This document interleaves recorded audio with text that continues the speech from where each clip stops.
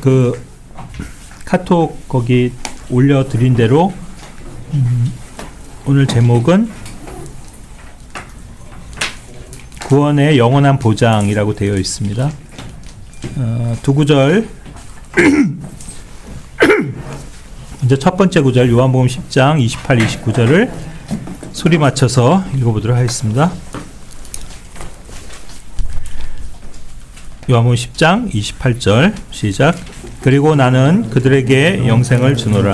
그런즉 그들은 결코 멸망하지 아니할 것이요 아무도 나의 손에서 그들을 빼앗아 할 것이라. 그들을 나에게 주신 나의 아버지께서는 모든 것보다 더 위대하시니라. 그런즉 아무도 나의 아버지의 손에서 그들을 빼앗아내지 못하리라. 예.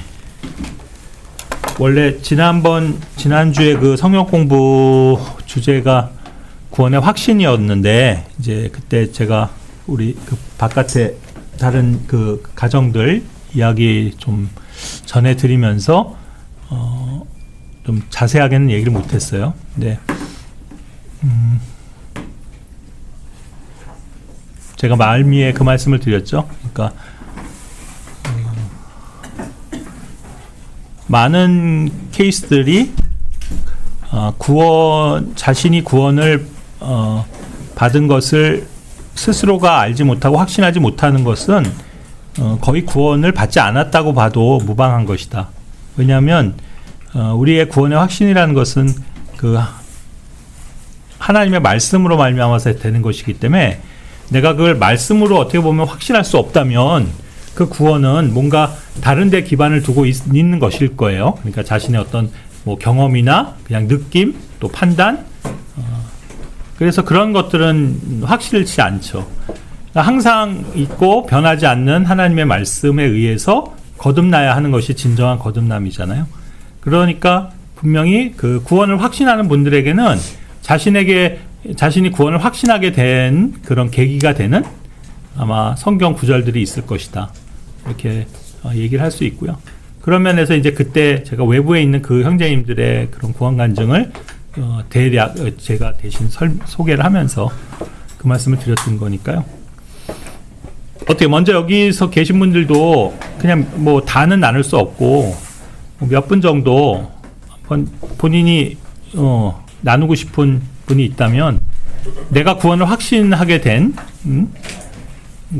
그것을 지지해 준 어떤 구절로서 갖고 계신 그런 성경 구절이 있으시면 한번 소개를 해보실래요? 어떤 분이 있으실까요? 네, 유성자매. 저는 로마서 10장 9절 10절. 로마서 10장 9절 10절. 네. 소개를 해주죠, 구절을. 내가 내 입으로 주 예수를 시인하고, 이게 버전이 그때 다른 버전이었어서. 마음으로 믿는 게 먼저 아니야? 네. 내가 만일 내 마음속에 만일 너의 입으로 주 예수를 시인하고 하나님께서 그분을 죽은 자들로부터 살리신 것을 너의 마음속에 믿는다면 너는 구원을 받으리라. 아, 반대구나. 네. 이는 사람이 마음으로 믿어 의에 이르고 입으로 시인하여 구원에 이르게 되기 때문이다. 예. 송이자매는 로마서 10장 9절 10절을 통해서 구원 확신을 갖게 되었고요. 또 다른 분. 그 요한일서 5장 13절로 예. 펼치시면 여기 이제 영어로는 이메인 너우데 이에 루탄이라고 아이고 이렇게 나오거든요. 예. 소위 이제 그리스도인들 많이 말하는 게 구원의 확신을 알 수 없다 이렇게 말하는데, 이 구절이 가장 명백하게 이제 그 구원 받은 걸 알 수 있다 이렇게 뒷받침하는 구절이라 생각해요. 그래서 너희로 하여금 너희에게 영생이 있음을 알게 하려는 것이요 이렇게 돼 있거든요. 근데 저는 이 구절이 가장 구원의 확신이 생길 때 가장 도움이 됐던 구절이에요. 네, 좋습니다. 요한일서 5장 13절. 예, 많은 그리스도인들이 구원을 확신하게 되는 구절이죠. 또 다른 구절, 뭐 겹치는 거 말고 혹시 다른 구절로 구원의 확신을 하시게 된 분이 있으면 나눠보십시오. 저는 요한복음 19장 30절이랑요. 예. 베드로전서 2장 20절의 두 구절이에요. 요한복음 19장 30절은 거기 이제 여기에는 It is finished라고 나와 있는데 제가 개혁 성경에는 다 이루었다 그거 했을 때 그거였는데 저는 주님께서 다 끝내셨기 때문에 내가 할 일이 없다. 나의 모든 죄를 다 끝내셨다는 걸로 확증 받았고 베드로전서 2장 24절 제가 이제 뭐 감사할 때 많이 인용하는 구절인데 개혁 성경으로는 이제 죄에 대해서는 죽고 의에 대해서 하게 하십니다 그런 게 있거든요. 번역이. 그래서 그것도 그렇고 주님께서 나를 위해서 어떻게 하셨는 그 나를 위해서 행하신 그 일을 읽고 그건 확신을 가졌습니다. 저 같은 경우는 이제 되게 일찍 믿었거든요. 그러니까 만 나이로 아마 7살 때니까 8살 이럴 때인데 그러니까 이게 말씀으로 확신하는 게 쉽지가 않잖아요. 근데 이제 어느 순간 뭐 언젠진 기억은 안 나요. 근데 그렇게 해서 계속 집에서는 그 복음을 다시 확인하실 거 아니에요. 그래서 쭉 하는 가운데서 제가 제 기억에도 아직까지도 선명한 거는 제일 처음 암송한 구절이 고린도후서 5장 17절 말씀이었거든요. 그러니까 그때는 이제 개혁 성경이었으니까 그냥 지금까지도 강인이 돼 있죠. 즉 그리스도 안에 있으면 그리스도 예수 안에 있으면 그게 생각이 나요. 그런즉 그리스도 안에 누구든지 그리스도 안에 있으면 새로운 피조물이라 이전 것은 지나갔으니 보라 새 것이 되었도다. 이렇게 개혁은 돼 있었잖아요. 뭐 지금은 이제 조금 우리가 성경을 해서 누구든 그리스도 안에 있다면 그는 새로운 창조물이라 오래된 것들은 사라져 버렸으니 보라 모든 것들이 새로워졌도다. 이 말씀이지만 저는 워낙 이제 어려서부터 그걸 자꾸 배우고 하면서 다시 이제 배우고 확신했던 게 고린도후서 17장이었던 것 같아요. 그래서 그때 이후로는 내가 이제 예수님 안에 있고 새로운 창조물, 피조물이 됐구나. 그걸 이제 확신하면서 계속 암송하면서 살았던 것 같아요. 좋습니다. 또 있으세요? 네. 유명한 말씀이긴 한데 요한복음 3장 16절 말씀 이는 하나님께서 세상을 이처럼 사랑하셨기 때문에 그분께서 자신의 독생자를 주셨으니 누구든지 그를 믿는 자는 멸망하지 않고 다만 영원한 생명을 얻게 하려 하십니다. 이 말씀입니다. 예, 좋습니다. 네, 이렇듯 구원의 이제 확신이 중요한 건데, 뭐냐면,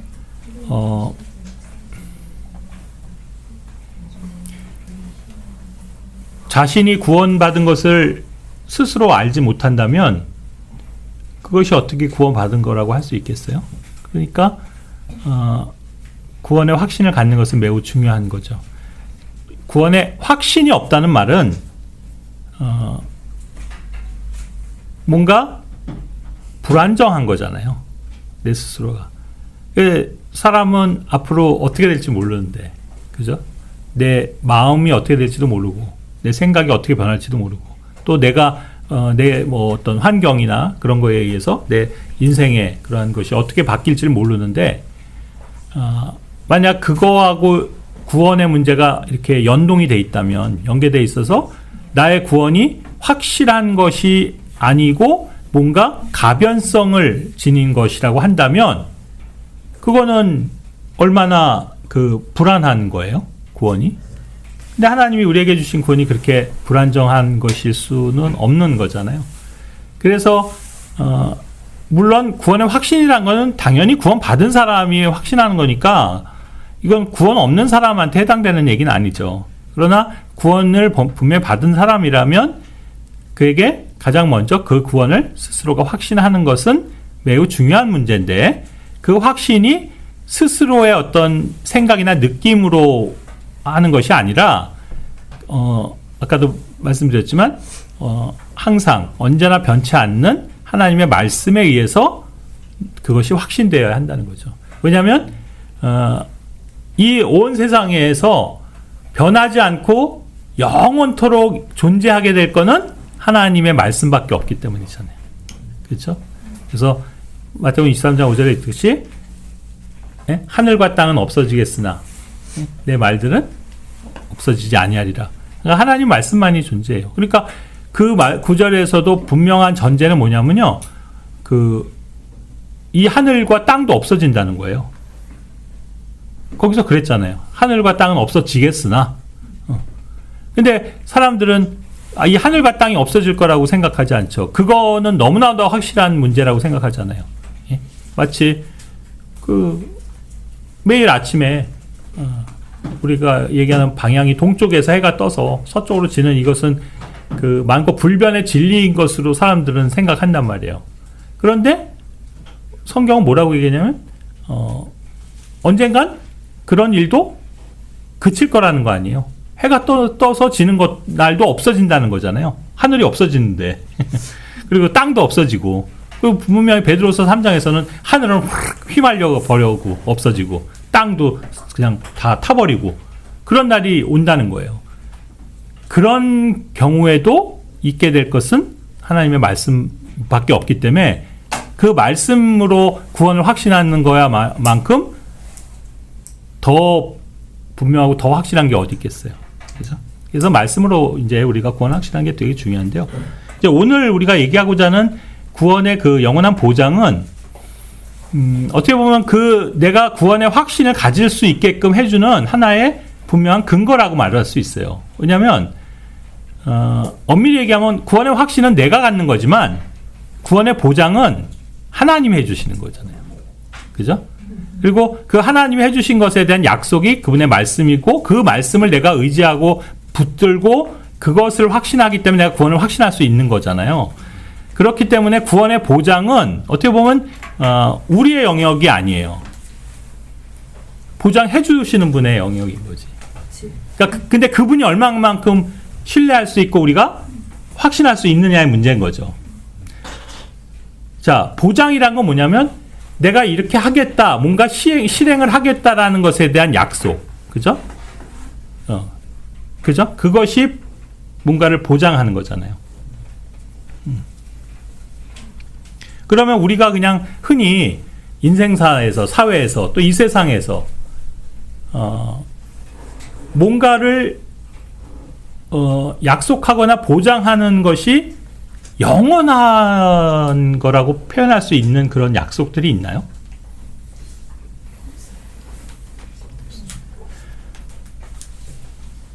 신랑 박용희 군은 신부 류가은 양을 영원히 사랑하겠습니까?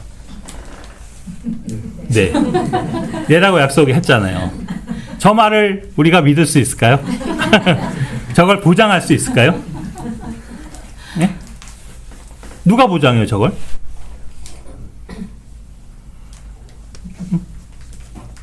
과연 우리가 살아가는 세상에서 절대 변하지 않는 그런 약속이 뭐가 있을까? 인간 사이에서.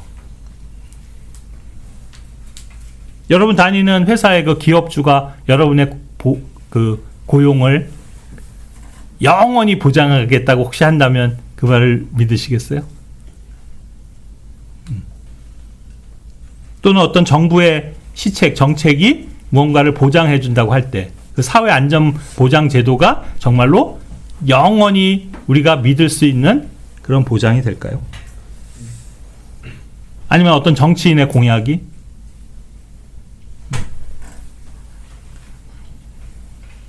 은행은 과연 여러분의 돈을 영원히 보장해 줄 수 있을까요? 없잖아요. 이 세상에 여기 오늘 제목처럼 영원한이잖아요. 영원. 영원이라는 게 무슨 뜻이에요?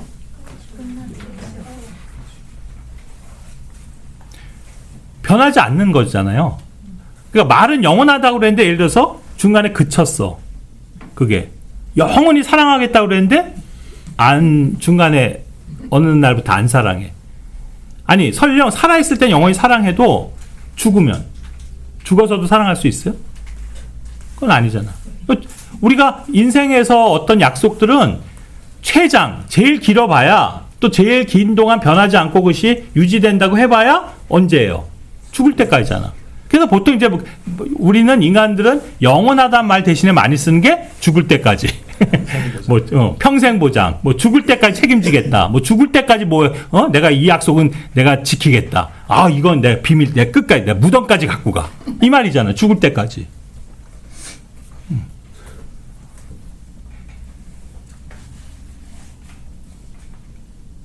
근데 한번 생각을 해보세요. 그렇게 우리가 사이에서 보장, 그런 약속이 오히려 만약 진짜로 영원히 보장한다고 얘기하면 여러분 그게 믿어져요?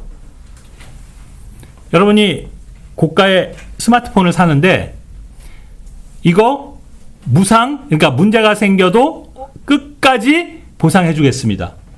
얼마 동안요? 평생, 죽을 때까지, 그 다음에 영원히 라고 얘기하면 여러분 그 말이 믿어져요? 안 믿어지죠. 그리고 오히려 그 말이 진짜 더 확실한 거짓말 같고 더 불안한 얘기 아니에요?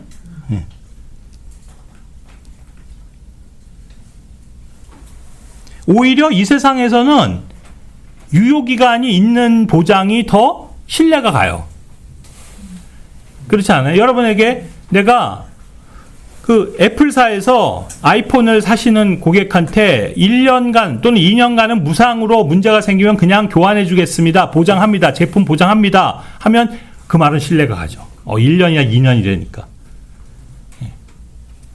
근데 영원히 보장하겠습니다. 이거는 말도 안 되는 얘기잖아요.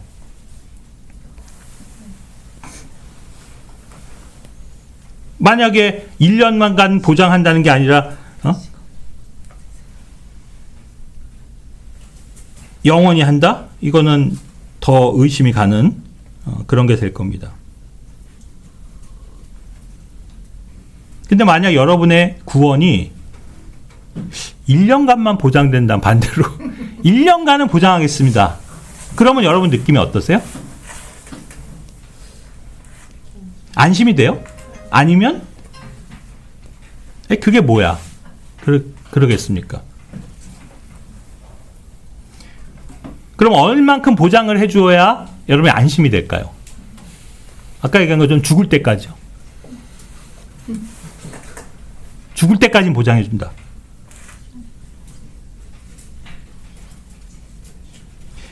사실 근데 죽을 때까지만 보장해줘도 안 되고 이 구원은 죽음 이후가 더 중요하잖아요. 죽음 이후에까지 보장이 돼야죠. 그래서 죽음 이후까지도 보장해주지 못한다면 그건 진정한 구원이 아니에요. 그런데 평생토록 어쩌보면 죽을 때까지만 그 구원을 보장해주겠다고 하는 게 뭐냐면 그게 종교일 거예요. 종교는 여러분이 죽을 때까지, 살아있을 때까지는만 보장해주는 거예요. 무슨 얘기예요? 죽음 이유는 몰라요. 난 몰라요. 뭐예요? 책임질 수 없어요. 그게 종교의 특징이죠. 마치 아까 아이폰 2년까지는 보장해 주겠지만 그 이후로는 그거는 고객님의 어떤 그 책임이고, 그래서 우리로서는 그거를 AS나 뭐 이렇게 교환을 해줄 의무가 우리는 없습니다. 그건 우리가 질 수 없습니다. 그 책임은 당신한테 있는 겁니다. 이게 종교가 하는 얘기예요. 종교를 믿으면 우리의 인생에 분명히 뭔가 보장받는 것들이 있어요. 그죠? 아니, 세상에 어떤 종교가 그 종교를 가짐으로써 내가 마음의 평화가 깨지고 기쁨이 없고 맨날 괴롭고 갈등하고 그런 걸 주는 종교라고 하면 누가 그걸 믿겠어요? 근데 실제 종교는 선한 것이 있거든요. 좋은 게 있어요. 그래서 믿으면 마음이 평화로워지고 평온하고 문제없는 그런 삶을 살 수 있다라는 것을 보장해 주는 게 종교잖아요. 그걸 얘기하잖아요. 근데 종교를 가지면 인생에 있어서 인생을 아주 잘 살 수 있는 거예요. 분명히. 근데 문제는 뭐예요? 설사 그렇다 해도 죽을 때까지만 보장해 준다. 죽을 때까지만. 죽음 이유는 아까 애플이나 그런 데처럼 우린 책임 못 진다는 거야. 그건 당신 책임이라는 거지. 당신이 알아서 할 일이다. 그 후엔. 그래서 뭐라 하냐면 그 다음은 나도 몰라요. 이거예요. 그 이후에 어떤 일이 벌어질지는 저희는 알 수 없고 또 그것을 전혀 그래서 보장할 수 없다라고 하는 게 종교고 종교인들이에요. 그래서 여러분들이 그런 종교인들을 만나서 대화를 해보면 제일 확실하게 알 수 있는 게 예를 들어서 카톨릭 신부님은 돌아가시면 죽으면 그러면 어떻게 돼요? 또는 저는 죽으면 어떻게 되는 겁니까? 그러면 뭐라고 대답해요? 그걸 어떻게 알아? 그리고 그건 네 하기에 달린 거지. 네가 잘하면 천국 갈 거고 아마. 뭐 아니면 지옥 갈 거고. 아니 뭐 어중간하면 연옥 갈 거고. 뭐 그런 식으로 애매하게 불분명하게 얘기를 해주잖아요. 왜 그래요? 본인이 그 뒤를 모르거든. 어떻게 될지 모르고 그것에 대해서 확신이 없어요. 그러니까 얘기해 줄 수 없는 거지.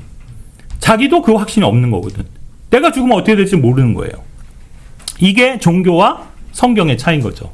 성경은 우리에게 우리가 죽은 이후에 어떻게 될 거라는 걸 명확하게 알려주실 뿐 아니라 그것을 우리가 선택할 수 있게끔 해주고 있는 책이라는 거죠. 근데 종교는 그렇지 않다는 거예요. 그래서 종교는 그냥 어찌 보면 인생 안에서만 내가 평화롭고 또 좋은 삶을 살 수 있도록 도와주는 거에 불과한 거예요. 다시 말하면 유통기한이 있는 보장 AS가 기간이 정해져 있는 하나의 그런 좋은 도구인 것밖에 없어요. 그러나 물론 인생 안에서의 모든 문제도 해결해 주는 게 아닐 뿐더러 가장 중요한 것은 인간이 죽으면 그 이후에 하나님의 심판을 맞이할 것과 그 심판의 결과로서 우리 모든 인간은 그 자신의 죄로 인해서 그것을 책임져야 되는, 즉 형벌을 받아야 되는 곳으로 가게 된다는 것. 그것이 변개할 수 없는 하나님의 정하심이라는 것. 그것을 알려주고 있는 건 성경이 유일한 거잖아요.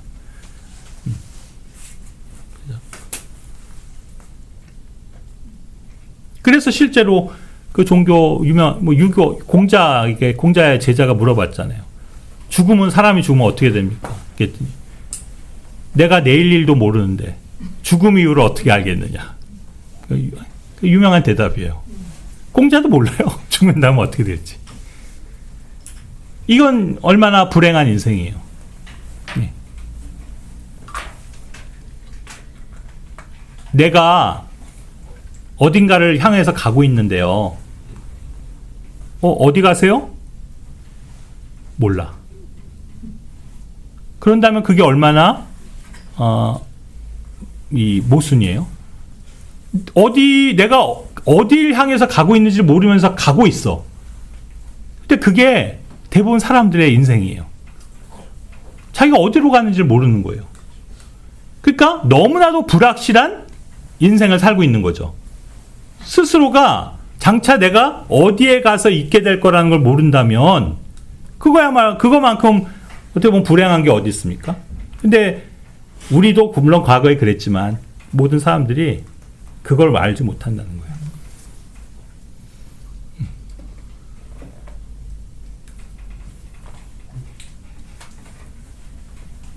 그래서 유명한 물론 성경의 말은 아니지만 내가 알기로는 유명한 옛날 야구 선수가 한 말로 기억을 하는데 자기가 어디로 가는지를 알지 못하면 자기가 원치 않는 곳에 가 있게 될 것이다. 이런 말이 있어요.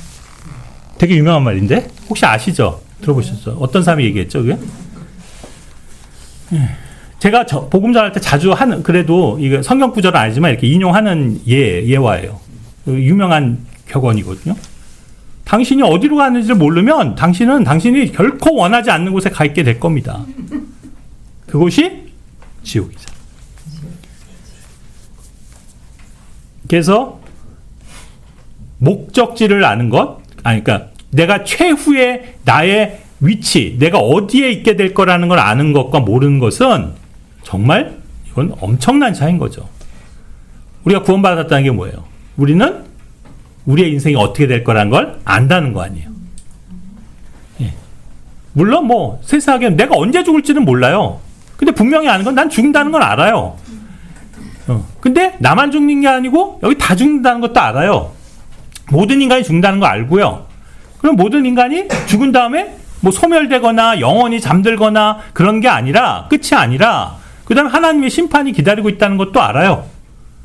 그래서 뭐 다 심판 받아야 되는데 나는 그 심판에서 면제됐다. 그걸 알아요, 또 나는. 그래서 나는 그리고 그 후에 그 심판의 결과로서 가야 하는 지옥에 안 간다. 그것도 아는 거예요. 그래서 죽음에 대한 뭐 두려움이 뭐 전혀 없는 건 아니지만, 뭐 이건 다른 면에서 두려움은 있을 수 있지만 근본적으로 그런 두려움이 없는 거예요. 여러분 복음 전할 때 우리가 죽음에 대해서 필연적으로 얘기를 하잖아요. 왜? 죽음은 죄의 결과니까. 죄를 얘기하면 죄의 결과를 얘기해야 되니까. 그건 죽음이에요. 근데 죽음에 대해서 얘기할 때 저는 꼭 물어봐요. 죽음을 두려워하십니까? 어떻게 받아들이시냐고. 죽음이 무서우세요? 두려우세요? 아니면 아무렇지도 않으세요? 그러면 거의 뭐 10에 9은 다 두렵다고 그러죠. 죽음을 안 두려워하는 사람이 어디 있어요? 뭐 간혹 막 객기를 부리고 막 자기는 안 두렵대, 안 무서워, 이런 사람들이 나도 보긴 했어요. 근데 그건 거짓말이에요. 그런 사람 치고 죽을 때 잘 됐어, 내가 원하는 죽음이야, 난 빨리 죽어야 돼, 이런 사람 없어요. 다 안 죽길 원하는 거죠. 예. 얼마 전에, 몇 달 전에 돌아가신 저의 동서가 있어요. 우리 그러니까 처형의 남편. 옛날에 이제 우리가 복음을 전하고 이렇게 좀 하면 뭐라고 했냐면 굉장히 강하게 거부하면서 니네 나 잘 믿어. 니네 나 믿고 천국 가. 난 그냥 지옥 갈 거야. 그리고 난 인생 미련 없어. 맨날 입버릇처럼 하는 게 뭔지 아세요? 자기 모토는 굵고 짧게 사는 거래. 인생 구질구질하게 저기 아니에요. 그냥 자기 화끈하게 그냥 굵고 짧게 산다고 맨날 우리한테 강조했던 분이에요. 근데 아시겠지만 돌아가시기 전에 폐로병으로 되게 오랫동안 고생을 했잖아요. 돌아가시기 직전에 요양병원에 계시다가 돌아가셨거든요. 근데 바로 얼마 전에 돌아가시기 직전에 우리 처형한테 그랬대. 자기 3년만 더 살았으면 좋겠다고. 3년만. 그러면 여한이 없겠다고 그랬대요. 물론 3년 살았어도 또 여한이 있었겠죠. 그러나 제가 하고자 하는 얘기는 뭐예요? 그랬던 사람도 그렇게 건강할 때 죽음? 다 어차피 한 번은 죽는 건데 그게 두려워? 난 그게 상관없어. 그리고 죽고 난 다음에 어떻게 될까? 죽고 난 다음에 무슨 상관이야? 일단 잘 살고 지금이 중요하지. 나는 그냥 인생 한번 어차피 한 번 사는 인생 정말 굵고 짧게 살다 갈 거야. 그랬어요. 죽음에 대해서, 삶에 대해서 미련이 없대. 웬걸? 병에 딱 걸려서 죽을 날이 진짜 되니까 3년만 더 살았으면 좋겠다. 그래서 다 그건 거짓말이에요. 옛날 3대 거짓말 있잖아요. 그 중에 하나가 뭐야? 노인들이 빨리 죽어야지. 이건 거짓말이에요. 어떤 노인도 빨리 죽어야지, 이게 정말 원해서 빨리 죽는 사람 그런 사람 없어요. 다 조금만 더 살았으면 하는 마음이 있는 거죠. 자, 어쨌든 이건 농담이고, 그 죽음이 분명한 그거예요. 그래서 사람들한테 죽음을 그러면 왜 당신은 죽음을 두려워합니까? 그러면 대답을 못 해요. 사람들이 왜 죽음을 두려워해요? 여러분도 한번 대답을 해보세요. 왜 죽음이 두려워요? 예? 그 이유가 무슨? 그렇죠. 사실은 그 이후에 대해서 모르거나 확신이 없기 때문에 두려운 거예요. 예. 죽음 자체가 두려운 건 아니에요. 물론 죽음이 자체가 주는 어떤 좀 우리에게 그런 결과들이 있죠. 슬픈 결과. 일단 이렇게 사랑하는 가족들하고 헤어지게 된다. 그런 슬픔이 있고. 또 많은 경우에 막연한 두려움은 뭐냐면 그 죽을 때 고통. 어떤 형태로 죽게 될지 모르지만 병들어 죽든 사고로 죽든 물에 빠져 죽든 어떻게 될지 모르지만 그 죽는 순간에 굉장히 고통스러울 것 같으니까 그 두려움이 좀 있는 거잖아요. 근데 이건 여담이긴 한데, 우리 지난번에 내가 판교에서 그 모임 할 때 거기 이일수 형제님이라고 연세 제일 많으신 분이 우리 그런 얘기 나왔는데, 그분이 그 얘기를 하더라고. 실제로 죽는 순간에는 고통이 없대. 다 기절한대요. 어떤 경우도. 그래서 실제로 그 고통을 느끼는 거는 별로 없다는 거야. 그냥 이렇게 우리 그냥 가만히 이렇게 있다가 딱 잠드는 것처럼 그냥 이렇게 기절하는 것처럼 그렇게 돼서 뭐 그 고통을 이렇게 느끼고 그러는 거는 그렇게 길지 않다. 그래서 뭐 그래 그것 때문에 뭐 죽음을 두려워하고 그런 거 아니다. 뭐 이런 말씀 얘기를 하더라고. 근데 뭐 일반 좀 공감이 가더라고요. 그래서 물론 그 죽기까지 굉장히 어떤 고통을 줘갖고 그 고통이 긴 시간을 그거 하면 그거는 사실 뭐 고통을 받을 수는 있겠지. 근데 엄밀히 얘기하면 그건 죽는 고통이 아니잖아요. 죽으려고 하는 고통이지. 그죠? 그 실제로 죽는 순간에는 그 고통이 없다는 거지. 하여튼 뭐 그건 농담이고요. 자, 바로 그거예요. 사람들이 왜 죽음을 두려워하냐면 죽음 이후를 모르거나 죽음 이후를 확신하지 못하기 때문이에요. 그리고 어쩌면 하나님께서 사람들 양심 속에, 그러니까 본성 속에 그 두려움을 갖도록 해주신 거예요. 뭐예요? 하나님의 심판이 있다는 것을 안다는 거예요, 사람들이. 본능적으로. 그러니까 잠재돼 있다는 거예요, 그게. 그러니까 죽음을 두려워하는 거예요. 그게 아니라면 죽음을 사실 두려워할 이유가 없죠. 왜냐하면 아까도 그 우리 동서의 얘기처럼 아니 나만 죽는다 그러면 정말 두려울 좀 화날 수 있지.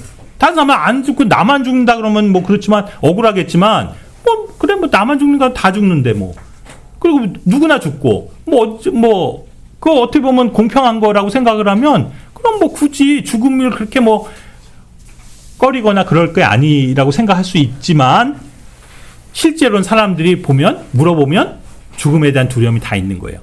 그래서 사람들이 제일 하기 싫어하는 대화가 뭐냐면 죽음이에요. 그죠? 죽음에 대해서 얘기하기 좋아하는 사람 있어요? 없어요. 왜냐면 그 사람은 그런 게 있잖아요. 자기가 정말 두려워하는 것은 이렇게 뭐랄까 그러니까 이렇게 직시하고 싶은 심리가 아니잖아요. 항상 뭐예요? 회피하고 싶잖아. 그래서 피하는 거예요. 자기가 두려워하는 주제는 대화하고 싶지 않은 거예요. 그래서 사람들 죽음 얘기하면 싫어하는 거예요. 예. 그래서 초상집에 가면 일부러 사람들이 그 죽음의 어떤 두려움에 빠지지 않으려고 거기서 더 뭐랄까 이렇게 반대로 뭔가 행동하는 거예요. 심리적으로 보면. 그래서 옛날에 고스톱 치고 거기서 술 마시고 오히려 막 분위기를 막 그렇게 하는 거예요. 왜 그러냐면 그 죽음을 거기서 그런 분위기와 이 죽음에 대한 분위기를 느끼고 공감하고 이게 싫거든 사람들이. 근데 안 갈 수는 없고 장례식장에. 그러니까 가긴 가는데 그런 게 원치 않는 거예요. 그래서 누가 진지하게 죽음에 대해서 물어보거나 얘기하면 싫어한다는 거예요. 물론 지옥도 싫어하죠. 지옥 얘기하는 거. 근데 오히려 지옥 얘기는 사람들이 죽음 얘기보다도 덜 거부감이 있을 수도 있어요. 그건 왜 그러냐면 너무나 지옥이라는 단어를 희화화해버렸기 때문에 그래요. 예. 그냥 뭐 툭 하면 뭐 지옥 같다 뭐 그런 식으로 얘기를 하니까 뭐 헬조선 뭐 이런 그런 식으로 지옥을 그냥 힘든 거 이런 식으로 얘기하고 그냥 너무 보편적으로 쉽게 그냥 얘기해버리는 게 돼서 분위기상 그러니까 오히려 그것이 이렇게 그 심각성이 탁 오지는 않지. 그러나 일단 죽음이라는 것은 사람들이 기본적으로 다 그 무서움과 두려움을 갖고 있어요. 잠재적으로. 그래서 이 죽음의 문제는 되게 중요한 거고 그 죽음 이후를 결국 두려워하는 거기 때문에 이 부분에 있어서 이 구원의 확신은 결국 우리의 죽음 이후에 대한 것을 얘기해 주는 거라. 그죠? 이건 엄청 중요한 거죠. 구원의 확신이 있는 사람과 없는 사람. 그리고 이 구원이 우리에게 죽음까지만의 문제가 아니라 그러니까 인생에 있어서만 유효한 게 아니라 말 그대로 영원하다는 거죠. 영원. 말은 영원하다고 그랬는데 영원하지 않다면 중간에 그치거나 변동된다면 그건 영원한 게 아니죠. 애당초. 근데 이건 영원한 거예요. 그래서 지금 읽었던 요한복음 이제 10장 본문으로 돌아가면 그것을 보장하시는 분이 하나님이시라는 거고 우리를 하나님께서 그 손에 딱 쥐고 있어서 우리를 그 하나님의 손으로부터 빼앗아 갈 수 있는 어떤 권력이, 능력이, 그런 사람이, 그런 존재가 없다는 거예요. 그죠? 여기 하나님 손에서 빼앗아 갈 수 없다라고 한 게 뭐예요? 영어로 보면? 어? 아니 그 빼간다는 표현이 플럭 아웃. 플럭이 원래 뭐냐면 이렇게 힘으로 팍 뽑는 거예요. 뽑아내는 거예요. 예. 그러니까 아마도 이건 어쩌면 하나님께서 우리를 잡고 있는 그 하나님의 손이 능력이 뭐 제일 세시잖아요. 그러니까는 그 손에서 빼앗아 갈 수 없겠지.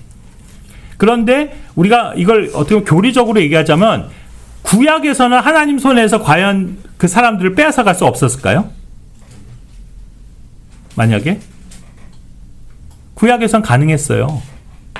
어떤 경우 가능할까요? 어? 죄지면? 쉽게 해서 하나님 놓으면 하나님 놓으면 빼앗을 수 있는 거지. 근데 그래서 제가 지난주에도 얘기했지만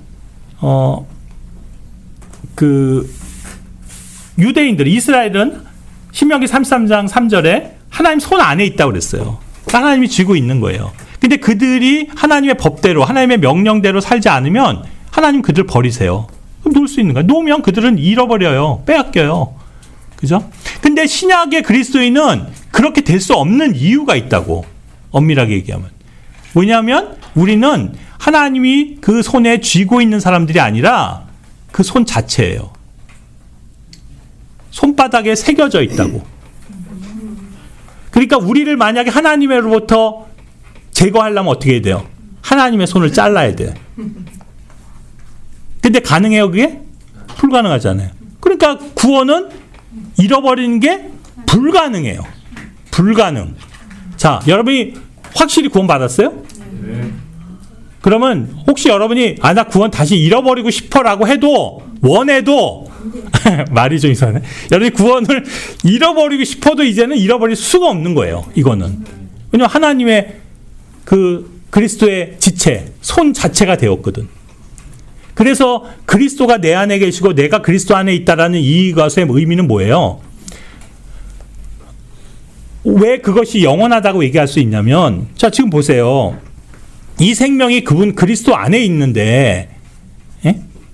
그분 안에 내가 있는 거잖아요.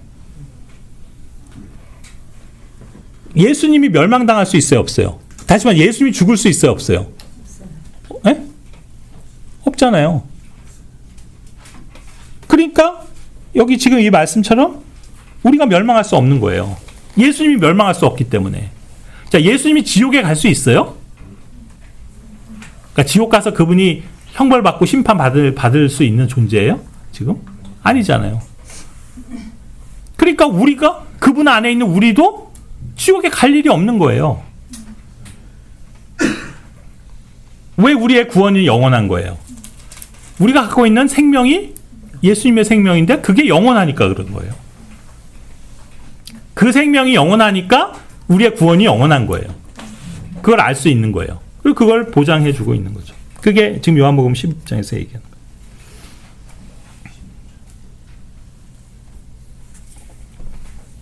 그럼 두 번째 구절이 얘기하는 건 뭘까요? 두 번째 구절 한번 읽어볼까요? 에베소 4장 30절.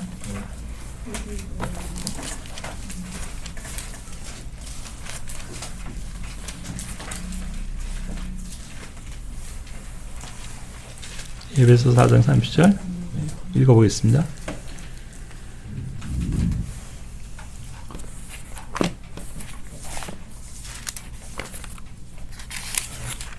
시작. 그리고 하나님의 거룩한 영을 미통하게 하지 마라. 그분으로 말미암아 너희가 구속의 날까지 인사함을 받았느니라. 자, 이 구절은 우리의 구원을 보장해 주는 것에 그 보증인이 있다는 거예요. 보증표, 뭐라 그러나? 증표, 보증서. 예? 그죠? 예. 우리 그런 말 쓰잖아요. 보증수표 이런 말 하잖아요. 그러니까 보장하는 걸 확실히 보증하는 게 있다는 거죠. 그러니까 이게 단어적으로는 보장과 보증이라는 말은 비슷해 보이지만 다른 거죠. 영어에서도 지금 보장 뭐예요? 구원의 영원한 보장할 때 쓰는 단어는 보장은 security이고요. eternal security. 여기서 보증은 뭐예요? earnest. 그죠?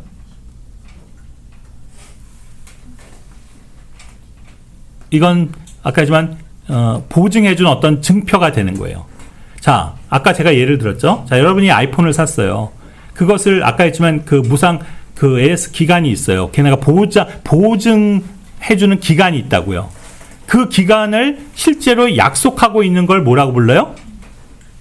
보증서라고 그러잖아요. 제품엔 보증서가 있다고요. 또는 우리가 뭐 핸드폰 약정 같은 게 있잖아요. 그 약관이 있어요. 그것이 여러분 제품을 사면 거기에 항상 첨부가 동봉이 돼 있잖아요. 들어가 있죠. 그래서 거기에 보면 2년간은 어떤 문제가 생기면 바로 그냥 즉시 교환을 해준다. 뭐 이런 게 있어요. 아니면 뭐 무상으로 AS를 해준다. 라고 적혀 있잖아요. 그게 보증이에요. 보증의 표가 되는 거예요. 그것이 문서로 된 거면 아까 얘기했지만 그런 약관의 내용이 될 수도 있고 보증서가 될 수도 있는 거예요. 특별히 여러분이 고가의 물건을 사면은 항상 거기에는 보증서라는 게 꼭 있다고요. 싼 거는 사실 보증서 필요 없죠. 우리 일반할 때. 그죠? 뭐 그건 금방 그냥 내가 쓰다가 금방 망가지고 없어져도 그만이거든요. 또 사면 돼. 쉽게 해서 여러분이 다이소 가서 사는 거는 보증서 필요 없어요. 근데 아까 했지만 그래서 아이패드를 산다. 아이폰 산다. 아니면 여자분들 명품 핸드백을 산다. 막 350만 원짜리 무슨 루이비통 핸드백을 산다. 그건 보증서가 있어요. 예, 시계 막 고가 롤렉스. 그건 다 보증서가 들어있다고요. 다이아몬드 반지 보증서가 있다고요. 왜냐면 그게 귀하고 중요한 걸수록 확실한 보증서가 있다라는 거죠. 우리에게 보증서는 뭐예요? 성경 말씀. 성경이죠, 성경. 문서로 된 건 보증. 이 약관은요, 약관이라면 그렇지만 이게 성경이에요. 우리의 구원은. 아까 여러분들이 구원을 확신하게 된 거 다 뭘로 입증하셨어요? 성경 구절을 대셨잖아요. 그건 기록된 성경이잖아요. 그렇죠? 성경은 어떤 면에서는 정말 약관이에요. 그리고 계약서예요. 그래서 실제로 성경을 계약서라고 부르잖아요. 뭐예요? 신약, 구약, 뉴 테스트먼트, 올드 테스트먼트. 물론 그 약간의 개념은 다르죠. 그건 이게 계약이라도 쌍방간에 하는 계약은 아니에요. 네? 그런 경우는 아니죠. 우리가 흔히 말하는 여러분이 부동산을 매매한다 그러면 이제 또는 임대한다 그러면 매도인이 있고 매수인이 있고 이런 관계에서 쌍방이 계약을 하는 거잖아요. 근데 사실 성경도 쌍방의 계약이 있어요. 그게 뭐예요? 그건 구약이에요. 원래는. 그래서 이런 류의 계약으로 사용하는 단어는 성경이 쓰는 단어는 뭐냐면 우리가 인간 사회에서 계약서는 컨트랙트라고 그러잖아. 근데 성경에서 그런 의미의 계약이라는 단어가 뭐냐면 커버넌트예요. 커버넌트는 쌍방의 계약이에요. 의무 조건이 있는 거예요. 서로가. 그러니까 구약은 그랬어요. 이스라엘 백성 니네가 내 말을 이렇게 이걸 순종하면 내가 너에게 복을 줄게. 너네가 불순종하고 이 법에서 어기면 너희에게 내가 재앙을 내릴 거야. 이거는 뭐예요? 상호 쌍방의 계약이에요. 어떻게 보면. 그래서 원래는 커버넌트만 있었어요. 근데 예수 그리스도로 말미암아서 테스트먼트가 온 거잖아요. 그것도 뉴 테스트먼트, 새로운 언약. 이게 이제 단어로서 우리가 한국말로 정확하게 표현하기가 어려운데 그래서 영어로 얘기하면 테스트먼트예요. 테스트먼트는 일방적인 개념의 계약이에요. 그러니까 가장 근접한 뜻이 바로 유언이잖아요. 유언은 유언한 사람의 의향에 의해서 그것이 체결되는 계약이에요. 일종의. 자, 내가 죽으면 내 재산 다 로아한테 줘. 딴 사람은 일절 주지 마. 로아한테만 줘. 이게 뭐예요? 일방적인 유언자의 유언이에요. 유언에 따른 일방 계약이에요.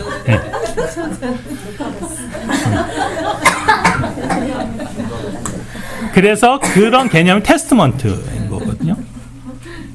자, 그러니까 성경은 사실은 계약서예요. 하나님과 우리에게 주신 계약인데 뭐 굳이 얘기하자면 약간 구약은 우리들의 의무도 들어가는, 그리고 그 우리들의 어떤 의무 준수 여부에 따라서 그 결과가 달라지게끔 되어 있는 계약이라고 볼 수 있다면, 신약은 우리의 의지 뜻하고 아무 상관없이 그냥 하나님이 일방적으로 딱 정해놓은 계약이에요. 그래서 그게 신약이거든요. 그러니까 그런 의미에서 보면 성경은 계약서죠. 하나님과 우리가 계약. 이 계약서만큼 확실한 게 어디 있어요? 그래서 문서가 중요한 거잖아요. 우리가 집을 매매할 때도 그렇지, 뭐 할 때, 아까 특히 고가의 뭔가를 살 때 왜 계약서나 보증서가 중요하냐면 그만큼 그것이 확실하게 보장이 돼야 되니까. 그죠? 그게 보증서예요. 자, 그러면 여기서 지금 에베소 4장 30절에서 우리의 보증, 어니스트가 된 게 누구라고요? 뭐라고요, 그러면? 거기서는 또 하나? 문서 말고, 성경 말고요? 누구요? 성령님. 하나님의 영. 성령님에 의해서 이것이 보증, 그분이 보증이 되고 있는데, 그분이 어떻게, 구체적으로 어떻게 하고 있다면 너희를 이아 sealed 그랬어요. sealed가 뭐예요? seal 아세요? seal? 봉하는 거죠. 봉인. 탁 막는 거예요. 이거 여러 가지에 적용을 할 수 있는데, 아까 뭐 계속 우리가 아이폰 얘기했으니까. 자, 여러분, 아이폰 100몇십만 원짜리 되는 거 아이폰 매장에 가서 사잖아요. 그러면 그 직원이 아이폰을 갖고 나오잖아요. 보셨죠? 케이스에 들어있죠? 딱 갖고 오면 손님이 보는 앞에서 봉인을 해제해요. 아니에요? 뭐, 왜 그래요? 봉인이 돼 있잖아요. 이렇게 보면 스티커 같은, 이렇게 그 케이스의 뚜껑하고 본 밑에 하고 그 사이를 이렇게 동그란 뭐 실하는 스티커 같은 걸로 딱 돼 있어서 거기를 칼로 쫙 째서 개봉할 수 있는 거예요. 그거를 안 보여주거나 딱 갖고 왔는데 어영부영한데 이 뜯어진 거야. 이미 개봉이 돼 있어. 자, 그럼 여러분들 어떻게 했어요? 그걸 발견했어. 그러면 그 제품 받으시겠어요? 그죠? 뭐 불안하죠. 왜 그래요? 의심이 가잖아요. 이게 새 거가 아닌 것 같잖아요. 아니, 설사 새 거라도 그냥 실이 뜯어졌어. 그래도 여러분은 굉장히 찜찜할 거예요. 그죠? 그게 실이에요. 실을 해놓은 거예요. 예. 성령님이 우리를 봉인해놨어요. 언제까지? 구속의 날까지. 여기 구속의 날은 언제예요? 주님 다시 오신 날. 더 구체적으로 얘기하면 재림하신 날? 지상재림? 우리가 성경에 주의 날, 그리스도의 날, 뭐 구속의 날 이런 여러 가지 날에 대한 표현이 있잖아요. 이거는 그 주님께서 재림하셔서 심판하시는 그런 것을 얘기하는 게 아니라, 예? 구속의 날은 우리가 구속되는 거잖아요. 로마서 8장 23절. 우리 몸의 구속을 기다리잖아요. 이건 우리가 부활과 휴거하는 날을 말하는 거예요. 그때 우리는 완전한 몸을 입게 되잖아요. 그날까지 우리를 봉인해 놓으시겠다는 거예요. 뭐를요? 우리 안에 있는 생명을 다 보관하는 거예요. 이 케이스는 어때요? 우리 케이스가 우리 육체거든. 이 육체는요, 시간이 지나면 계속 어떻게 돼요? 낡아져요. 자, 아이폰 새 건데, 새 제품인데요. 요즘 제일 새 제품이 뭐야? 아이폰 몇이야? 16? 자, 아이폰 16인데 분명히 안에 아이폰 16 케이스야. 그 안에 아이폰 16이 들어있어. 그렇지만 안 팔려서 개봉을 안 해서 그냥 케이스 채 그대로 있는 거야. 봉인된 채. 봉인이 확실히 돼 있으면 분명 그 안에 있는 건 새 제품이 맞는 거잖아요. 그건 의심을 할 필요 없죠. 그러나 케이스는 어때요? 케이스는 상할 수 있죠. 그래서 뭐 직원이 잘 보관 이런 나갖고는 먼지가 쌓일 수도 있고 기스가 날 수도 있고 그래요. 그래서 케이스가 조금 손상이 돼 있지만 여기는 봉인이 되어 있는 그런 케이스가 있고, 여기는 깨끗해. 케이스는. 그런데 아까 했지만 봉인이 살짝 뜯어져 있어. 뭘 선택하시겠어요? 뭐가 확실해?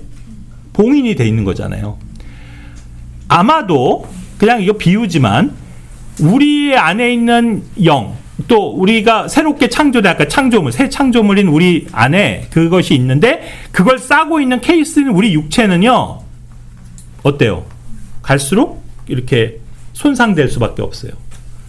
그러다 보니 문제가 뭐냐면 아마도 우리가 구원의 확신이 흔들리는 경우, 다시 말하자면 구원의 보장에 대해서 뭔가 의심이 드는 것은 어떤 경우들이 그래서 많은 것 같냐면 바로 내 육신을 볼 때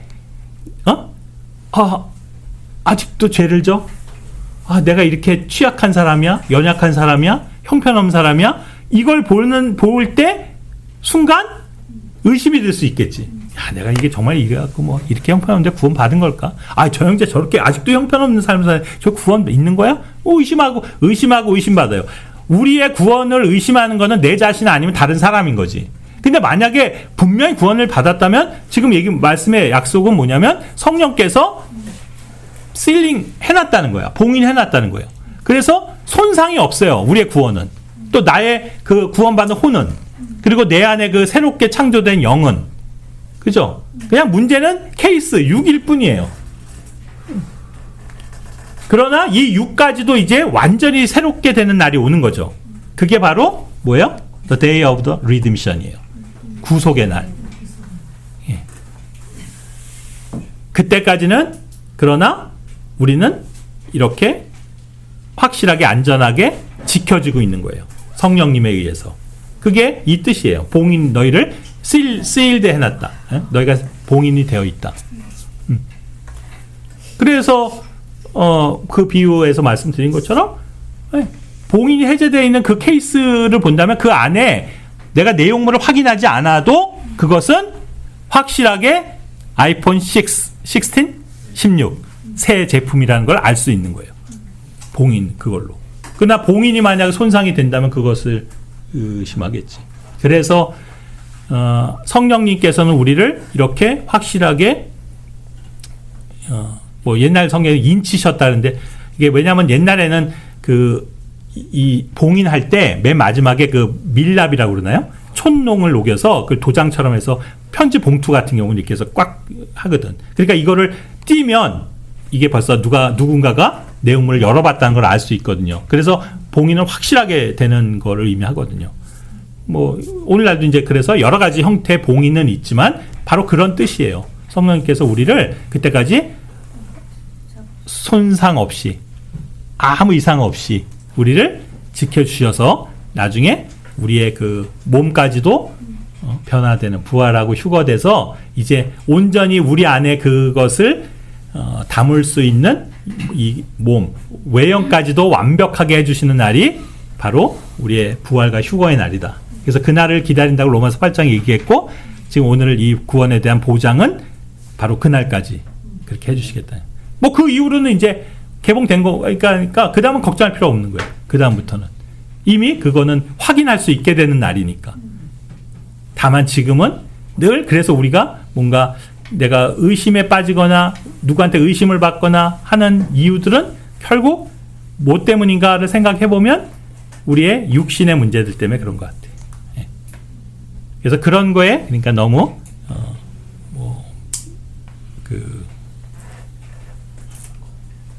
그러니까 집착하지 마시고 우리가 그건 당연하잖아요. 바울이 뭐라 했어요? 우리의 겉사람은 우리의 이 육체는요 갈수록 어떻게 된다고 했어요? 예. 쇠한다고 그랬어요? 부패한다고 그랬어요? 예. 그렇죠. 우리 다 느끼잖아요. 예. 하루하루 1년 1년 한 살 한 살 먹어가면서 우리의 몸은 이렇게 뭐 더 좋아지고 더 건강해지고 더 아름다워지고 그런 게 아니고요. 모든 건 다 계속 이렇게 안 좋은 쪽으로 가는 거죠. 그러나 이것을 그러니까 그런 어떤 역행하는 인간들의 노력으로 그걸 바꿀 수 있는 방법은 없거든요. 우리가 무슨 뭐 운동을 하고 뭐 약을 먹고 뭐 건강 관리를 하고 뭐 좋은 음식을 먹고 아무리 노력해도 그건 한계가 있는 거예요.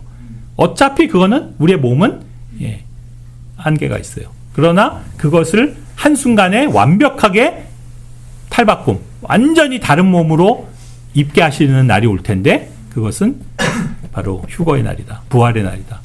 그래서 그것이만이 우리의 소망인 거죠. 어쨌든 그날까지 여러분들이 구원에 여러분이 받으신 구원에 대해서 결코 의심하지 말고 그것을 약속하시는 분이 하나님이시고 여러분들을 하나님의 몸 자체로 만들어 주셨고 또 그것을 약속하는 걸 글로도 기록 문서로도 보증하고 계시고 그리고 우리 안에 성령님을 주셔서 그분이 우리 안에 우리를 인쳐 주셔서 봉인해 주셔서 우리의 이 구원은 정말로 확실하고 안전한 것이다 하는 것에 대해서 추호도 의심치 않는 여러분이 되길 바랍니다. 질문 없으시면 예, 마치겠습니다.